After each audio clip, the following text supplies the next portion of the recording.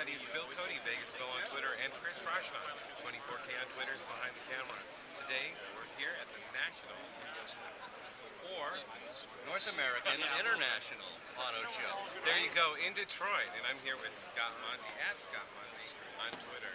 So tell us a little bit about how social media fit into Ford's process and its outreach to consumers and others with social media. Well, you know, I mean, it's a big part of everything we do, Will. It's integrated into our marketing. It's integrated into our communications. We actually integrated it into the show. You know, one of the reasons you guys are here. We decided that we wanted to reach non-traditional media. We'll always reach business journalists and automotive press. But we wanted to go beyond that. We wanted to reach lifestyle media and tech journalists and green bloggers and lots of folks in between, because there are great conversations happening at that niche level. So we've got 150 bloggers from around the world who have joined us here for the 2013 North American International Auto Show. That's exciting. So 2013, this has been going on quite a few years. It is. This is probably our 5th year of doing bloggers at the show. So we've been growing every year, been getting bigger and bigger. Every year we got to do bigger and better, right? That's the way at Ford. But we also have to deliver. You know, last year we were able to own 60% of the share of voice at the auto show. You consider how many other automakers are making announcements around these 2 days. We own 60% of the conversation. It's always tough when there's some really nice, new vehicles out there being revealed. Of course, we've got a great story to tell with our Ford Atlas concept behind us, and we've got the voices of 150 people that tell it from their own perspective and in their own languages and in their own forms of media. And if you followed us today, both Chris and I were tweeting live, so it was like we had our own broadcast on Twitter and other mediums that we use. So you get to see live firsthand, no matter where you are in the world. You didn't have to be in Detroit listening to 5, 6, 7 a.m. or 10 a.m.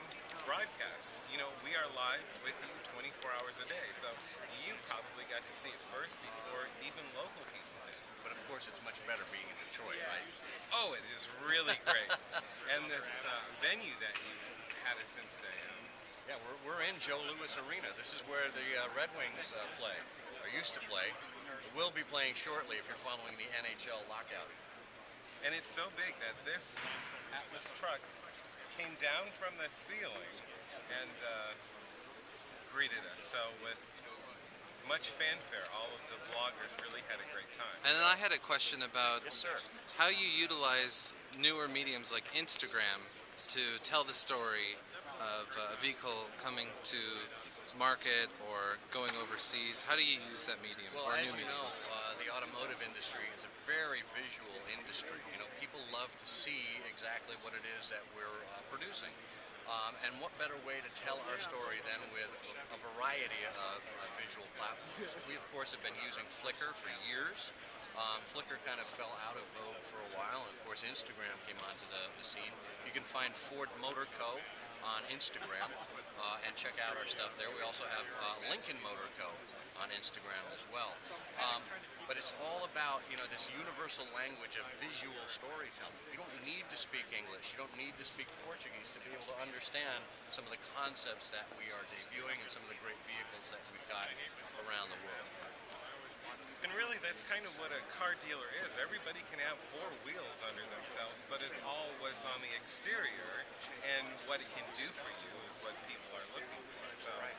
And Bill Ford talked about personal mobility. It's his great-grandfather's vision to bring mobility to the masses. And we're still executing on that vision today, which is wonderful. Only now it's about giving people choices in mobility. Could be trucks, could be small cars, could be electric vehicles, could be hybrids. But it's about giving people choices for how they want to get around and how they want to interact. And talking about interacting, last week there was a big introduction that Ford made with Sync in your vehicle, where you can communicate with your phone and people outside and so forth about where you're going, what you want to listen to, and all that. Can you tell us a little bit about the new app system and the API that you've come out with? We've had the Sync App Link system operational for a little over a year.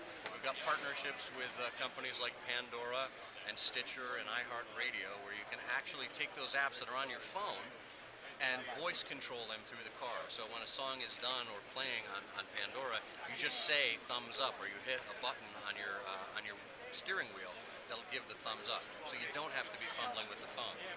Last week at the Consumer Electronics Show, we announced that we're actually taking that to the next level. We're opening the API up, and we're giving developers an opportunity to develop the next mobile apps that go in the car.